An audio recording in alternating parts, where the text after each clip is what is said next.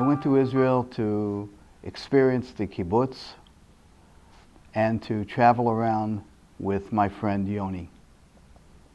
He, little by little, influenced me to make the decision to stay in Israel. And he said, once you stay, you know, of course, you're going to have to go into the Army. I wanted to go into the same kind of unit that I did in the American Army. I was allowed, by virtue of Yoni's words, to get into the unit without having to go through the training.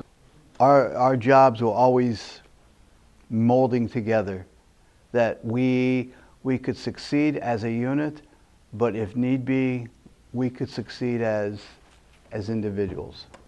One of these times, we were at a farm, so we thought maybe we could find some eggs or something. The farm was deserted, so we got over there. We ducked Katyusha rockets and we got over into the farm.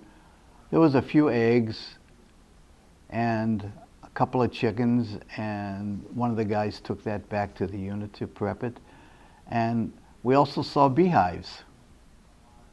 And being a beekeeper, they wanted to see if we could get some honey, because after all, land of milk and honey. So I went up to the beehives, and I didn't have any protective clothing like beekeepers normally wear. So I closed myself up as best I could and opened up the hives, and we used cigarettes to create smoke to draw the bees away from, and that kind of put them spellbound.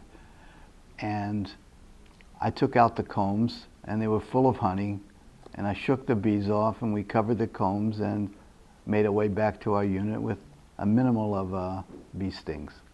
So we had a great meal, chicken and loof and honey. I miss Yoni. I think of him to this day, and every opportunity I have to speak about him, I do. But Yoni was special.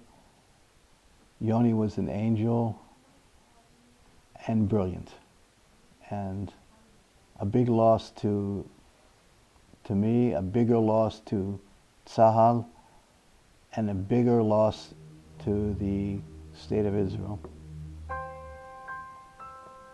I miss you, Yoni.